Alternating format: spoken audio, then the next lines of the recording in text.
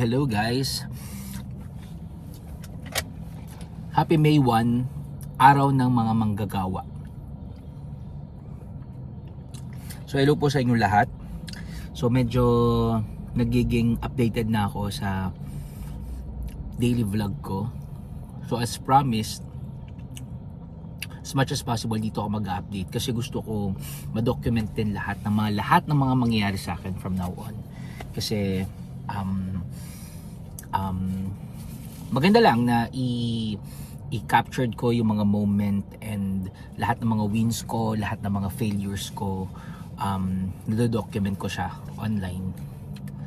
And para pagbabalikan ko siya, meron na akong documentation. Since nowadays, hindi na naman tayo nagpapaprint, hindi na uso yung print para sa mga memories natin. Lahat lang siya naka-online. So mas maganda na video para mababalikan ko talaga siya in action, no? So yun lang guys, so gusto ko lang i-share sa inyo. So mga 2 weeks, 3 weeks ago, tama ba? Parang 3 weeks ago, nag-apply yung family namin. So story time muna tayo. Nag-apply yung family namin for a Schengen visa because meron kaming plan na yearly naman talaga nagbabiyahe kami. As in talagang pinag-iipunan namin yon para ng family namin para at least mayroon kaming isang pinag-ipunan talaga na trip every year.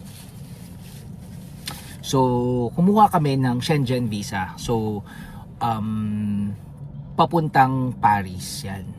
Actually dapat di ko na sasabihin to, hindi ko na to ikukwento, pero again, ang promise ko nga, lahat ng wins, lahat ng failure, lahat yan sasabihin ko, no? Hindi ako mamimili kung ano lang yung gusto kong i-share sa inyo. So okay na, nag-apply kami with all the documents na hinihingi. So this is going to Paris supposedly, no? Paris, yun ang entry namin, doon kami unang papasok kasi it's either kung saan ka matagal na bansa or kung saan ka unang papasok. Yun ang pagkakaintindi ko. So, I've never been in Paris sa buong buhay ko, sa buong paglipad ko kasi wala naman kaming ruta dyan. Though nakapunta na ang family ko sa Europe. So, nakapunta na kami ng London. So, yeah, na-experience na namin yung Europe. So, ito, this time, gusto sana namin na makapunta ng Paris. And then, so, okay na, nakuha na, submit na namin yung lahat ng application namin. Then, no, kinuha na namin yung result.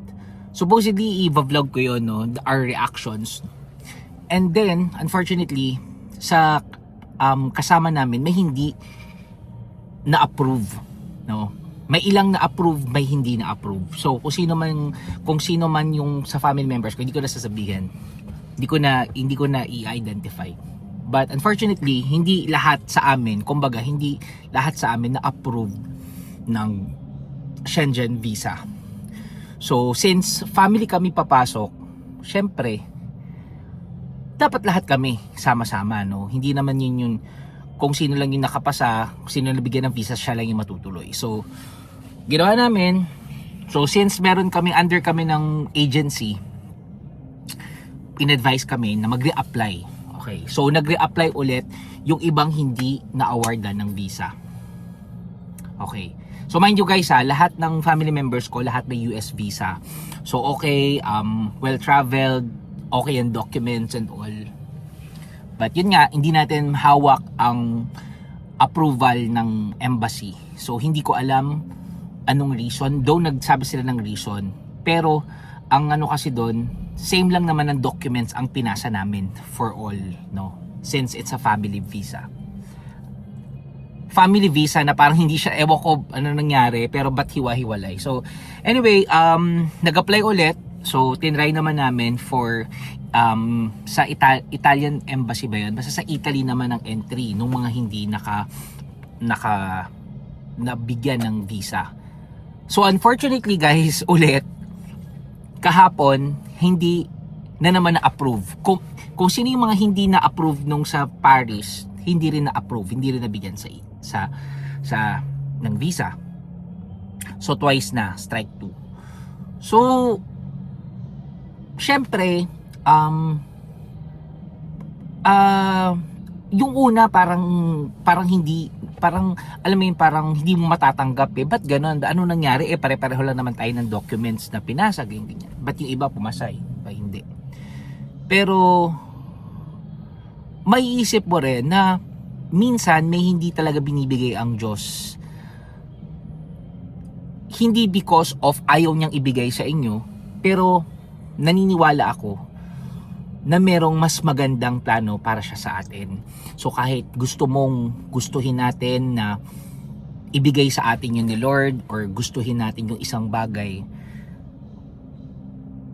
kahit ipilit natin, kumbaga kung hindi ukol, hindi bubukol. So now, medyo siguro 60% mauun siya yung plans going to Paris. Siguro not the right time, hindi pa oras na mapuntahan namin yun na sabay-sabay, pero definitely syempre hindi naman tutuloy yung mga nabigyan ng visa, and ayaw naman namin na may maiiwan, kasi nga since it's a family trip every year na pinaghirapan talaga namin even before nangyari tong crisis na to. Talagang pinag-iipunan talaga namin. Nag-save kami talaga dito because yun yung napatunayan namin ng family ko, at saka especially ako, na dapat mag-invest tayo sa memories. Yan ang pinaka-importante sa akin, kasi aanhin mo yung pera mo kung hindi mo naman yan i-enjoy.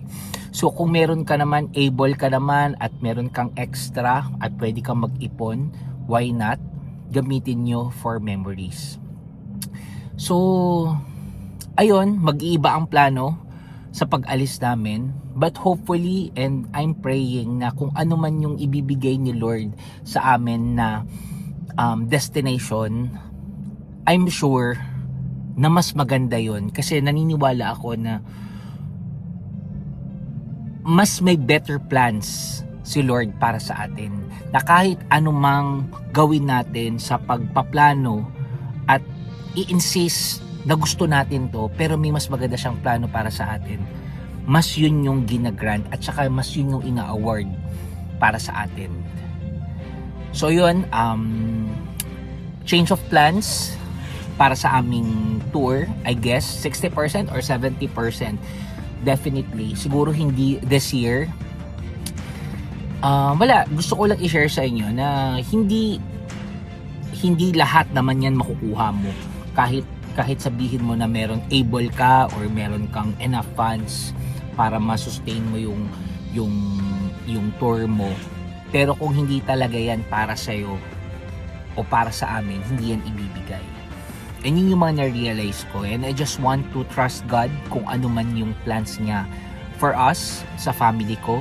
I know na masakit, medyo part of it na parang matatanong mo bakit kaya hindi kami na-grant or may hindi na-grant. Pero iisipin mo, mas matimbang yung, siguro may mas magandang plano si Lord sa amin. At doon na kami na-excite. Doon ako na-excite na kung ano yung mas better plans niya sa amin. And I know na hindi tayo pababayaan ni Lord, lalo na ngayon sa panahon na to. Kung ano man yung plans niya, kung ano yung gusto niyang ipahiwatig sa amin, sa atin, sana lagi tayong bukas yung pag-iisip natin para mas pakinggan natin siya, kasi I'm sure yung blessing na binibigay niya sa atin or naka-ready sa atin, sobrang siksik-liglig at umaapaw pa. So yun lang guys, mauun siya ang Europe trip namin, but definitely nagpaplano na kami magkakapatid kung ano na yung ipapalit namin.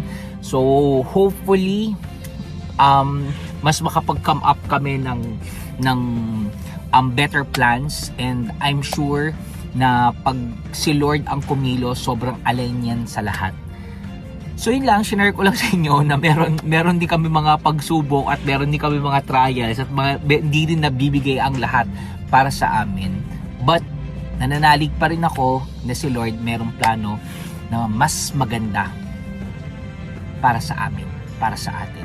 So yun lang guys. May 1, it's May 1 guys.